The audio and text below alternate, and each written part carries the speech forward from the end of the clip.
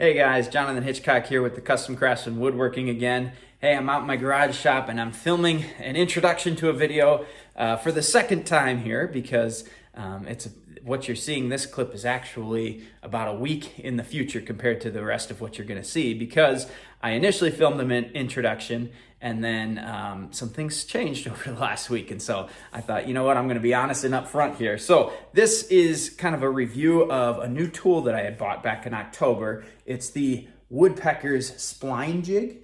If you're not familiar with splines, I do a lot of different miter joinery. And so splines are something that you can use to really reinforce, because that's not the strongest joint. And so you use a spline to kind of reinforce the corner of a miter or a case miter joint. And I do that quite often. And there are several videos online of how to cut splines with absolutely no store-bought jigs. You can do it. You can make stuff with scrap plywood that you might have lying around. I actually am going to show you here in a second. I cut splines on my table saw for the last year with no jig whatsoever. The following video is the good and the bad of the Woodpeckers Spline Jig, and then some kind of concluding thoughts on whether I'd recommend it or not. So hope you enjoy. Okay, so here we are at my table saw here, and I cut splines in all my puzzle tables using this method that doesn't require any jig. You can use a high fence if your piece is a little bit wobbly. This one's a little tall. I would probably use a higher fence on my table saw fence, and I'll show you the one that I created and how I did that. But most spline jigs require you to stand your piece at a 45-degree angle so that it goes straight through that miter. This method, and again, most of the things that I do, I can't personally take credit for. I saw somebody else do this on YouTube. It was long enough ago that I can't give credit to them, unfortunately. But this method is simple because you don't need to, you can actually just keep it flat and push it right up through. You just have to make sure, the big thing you got to watch out for is obviously if you go too far through, you're going to go into your piece. And so you want to make sure that you're stopping at the right point. So let me show you how I set this up. So this part is probably not required, but I personally like, for the stability, I like to add a high fence onto my table saw just to give me a little bit more to kind of press up against. The easiest way I have made a high fence, this doubles as this is my jointing and kind of taper jig. This is from the Match Fit micro jig kind of design, I guess, where it works with these micro jig clamps. And there's these dovetails that you can just route into anything. And then these clamps help you clamp down. And so this is fantastic for a quick high fence.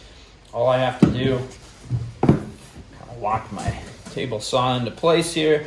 And then I'll just take these on the back side and go down. And there we have it. And I will always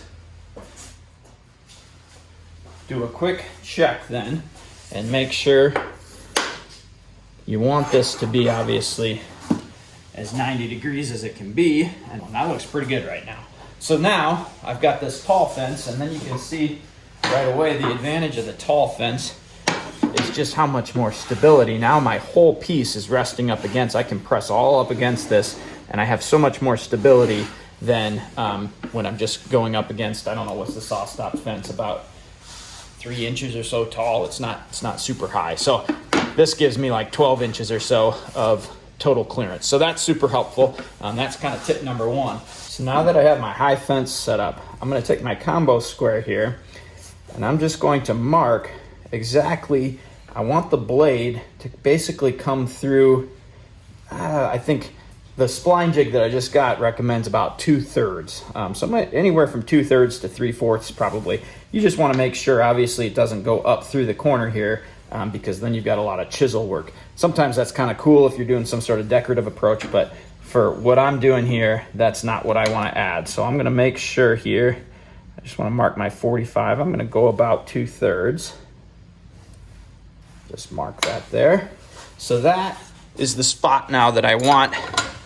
Make sure you can see here, that's the spot now that I want the blade to actually pass through. I've got my fence set up so that this can slide past it, but my blade, when I raise my blade up, is going to be right up next against my piece. So I can raise this up and kind of see, And now I'm gonna do this little song and dance here of trying to figure out, basically, I want to get the height to where these blades, the teeth of this, exit right where I marked and enter right where I marked.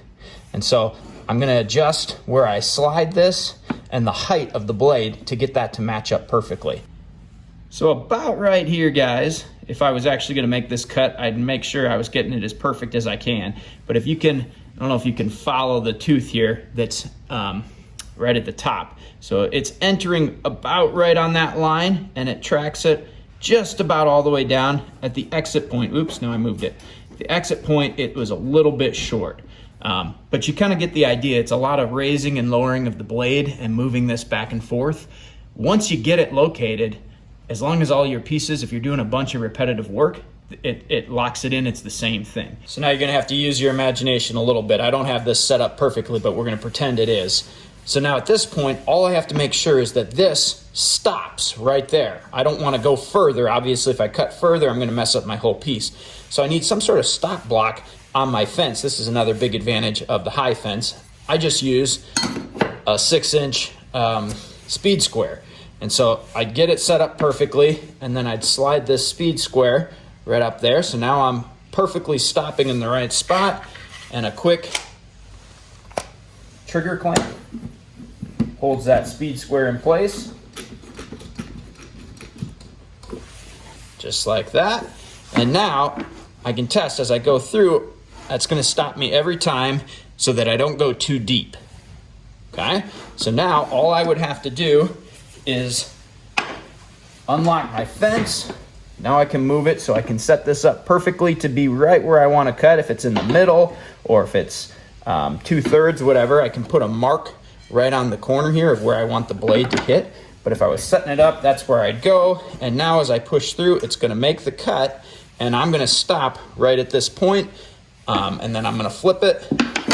And I'll do all of them the exact same way. Last piece of advice I would give you is this is not the right blade to be using to cut splines. This is a cross-cut blade, so it's got a lot of teeth. It'll give a nice smooth cut, but it's got alternate beveled teeth. And so if you cut a spline using this kind of blade, which I have done in the past when I was first kind of starting out, what it will leave is on your corner, you're going to have, it's not going to be perfectly flush. And so when then you slide in your spline, your piece of hardwood or whatever it is that you're sliding into that spot, there's going to be a little bit of a gap right at the outside edge that you're gonna have to fill with either sawdust or putty or whatever it is, because this leaves a little bit of a gap. So you wanna make sure and use, I bought a special flat-toothed blade that I can now run, and so then it gives a nice perfectly flush cut on the corner so that when my spline slides in, there's no gaps that I have to fill with something later. Okay, so here's the Woodpeckers Spline Jig. And you might be asking, again, if you can cut splines basically for free, if you have, some scrap wood that you can make a high fence out of, why would you go ahead and spend for me, it was $140. So this normally I think is $180. The reason I bought it is because it went on sale for $140 real quick for a special, I think it was in October Prime Days or something. But why would you spend extra money on something? So let's see, I've never used this. I just unboxed it. I just set it up. And so I've never actually made a cut with it. So we're gonna kind of find out together, is it actually worth it? So one of the big advantages, obviously, on the table saw is going to be the speed of setup.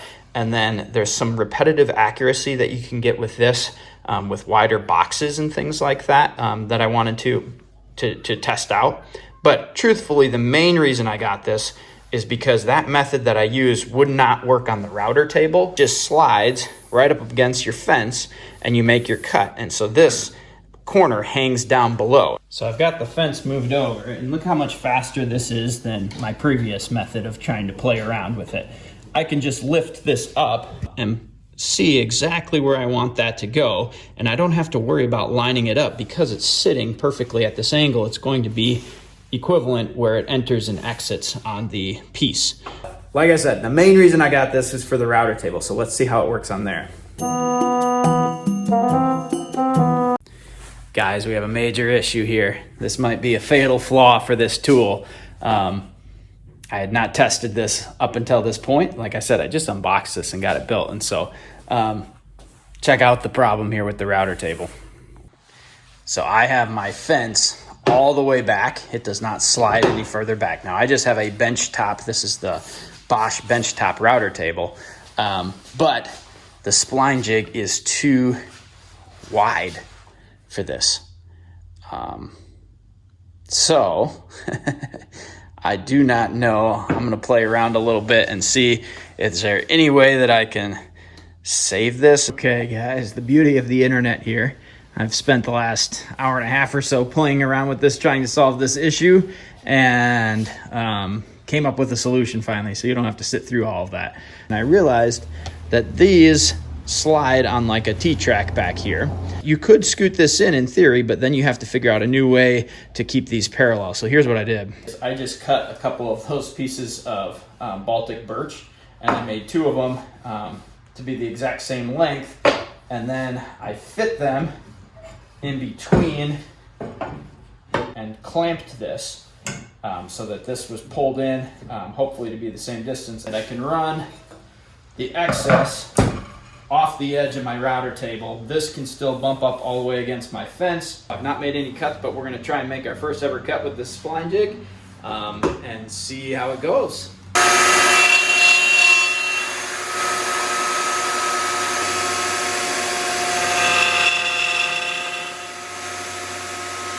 Well guys, I finished up the 4 cuts on my test piece, and of course the third to last one, I got it pretty much exactly where I want it. So here's the next to last one. So it looks really clean. That's a good looking dovetail spline right there. The problem is I then tried the 4th one at a different speed, and the whole piece jumped on me. I don't know if you can see that, so that's obviously not what you want. And of course that happens on the very last time before going to the actual puzzle table pieces now. And so that gives you a huge vote of confidence going into the actual cutting here of the drawers. The whole thing being tall and thin, it's just not very stable. So I think a good investment if I keep this. I did not get the kit that included clamps.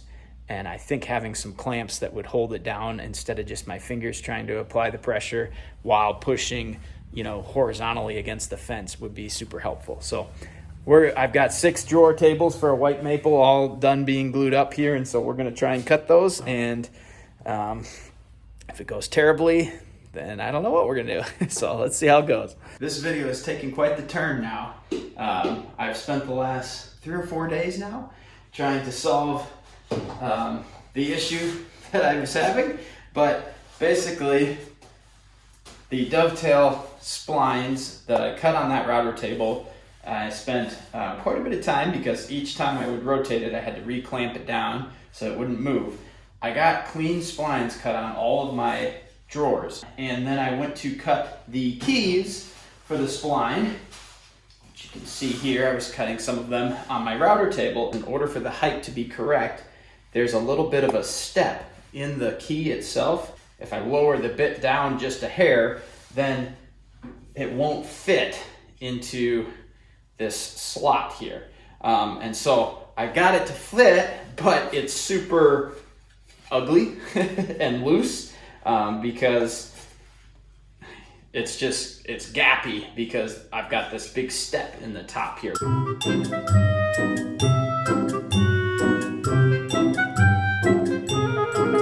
So I have played around with several different ways of fixing it, and don't have a good idea of how to do that. So in reality, the whole Woodpeckers Spline Jig is kind of a bust for me. I'm not saying that it's not a good tool, but for this specific instance, it's not been a good tool for me personally. These are 3/4 inch by 3/4 inch stock. Each of these pieces of wood is. And in the jig, it is incredibly, like, there's just a lot of play that can happen that you can't really notice very well. And so it's hard to keep it, I mean, you can try and keep it flush down, but when I was practicing, because my solution for all of this is I'm going to now cut these all straight splines on my table saw, and I put in a dado stack because I have to have something thick enough that it'll cover the tips of the thickness of the dovetail, kind of the bow tie action there. So I have to have something that's a little bit thicker, so I've got a thicker stack in my table saw here to do that. And as I'm practicing on a scrap, on the one prototype that I had, what I notice is it's hard to keep it perfectly centered, because sometimes you set it down in and it's a little bit leaning. Like right now, it's leaning that way, and I can hold it flush and it's still off kilter. And I can do the same thing going that way. And it's almost impossible to tell, and it's almost impossible to replicate each time to get it perfect. And so I think basically this is just a little bit too thin, and that combined with the overall height of it makes it that there's just too much up top that floats around, and it's really difficult to get it perfectly consistent, I guess is probably the right word. The jig itself is made really well. I would recommend it for other projects. I don't know if I'll keep it personally, because I guess it would work for boxes and thicker things. But as you can see, I actually went to set up, because I thought, oh, I'll practice using it on my table saw here, and I was having the same issue on the table saw that I just described, where it just kind of moves a little bit and hard to get it perfectly centered. Whereas my old method of this, I can put all kinds of pressure and I have full support. As I'm cutting on this now, I keep it all the way pushed up against the fence, and then it just hits this stop block here, and I can just back it out. So I'll show you that here in a second. But that's a lot faster actually, because then I can just switch to the next one, and I can actually batch out all of these drawers now, really probably much faster than what I could definitely do with the spline jig. So that's where we're kind of at. It's hard because I think Woodpeckers makes great tools, and I think the tool itself is good. I think the way that I'm using it, it's not ideal. And so I'm actually going back to my old-fashioned method here, which didn't cost me a dime. Let me show you how I cut these straight splines now with the dado stack and the difference it makes.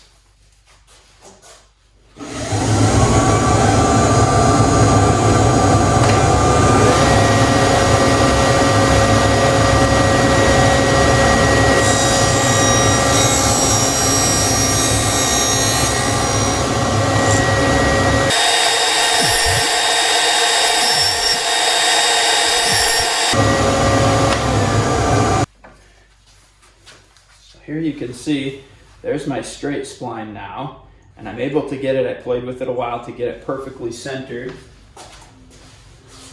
so that I can take a caliper and I can see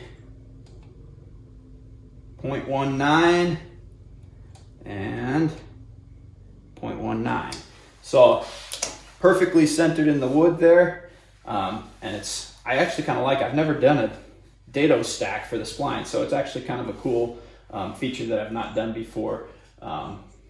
So that is a lot simpler and faster, honestly. Like, that whole drawer took about the time that it would take to cut one dovetail with the Woodpeckers the other day.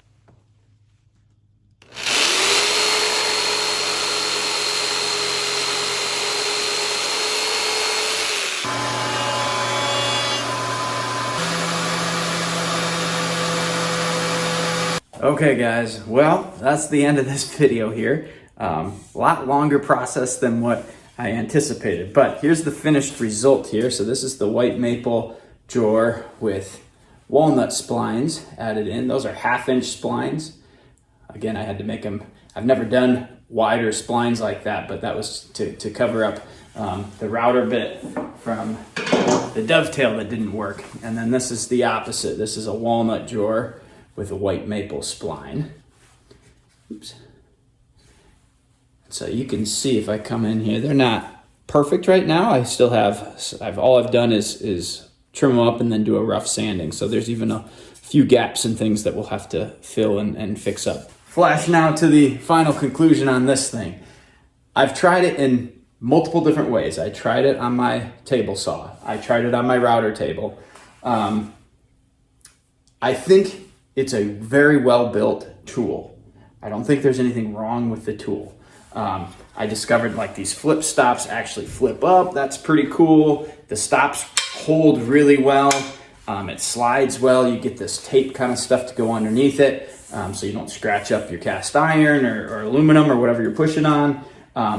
The laser etchings are super accurate. All of that's great. It's really robust. It's just, I think I bought it specifically for doing things like this, and these are just a little too flimsy, I think, a little too much wobble in it. And so I've debated over the last couple days on what I'm gonna do, and I've decided I'm actually gonna return this because I really prefer cutting splines the way that I did on my table saw and the way that I've been doing it.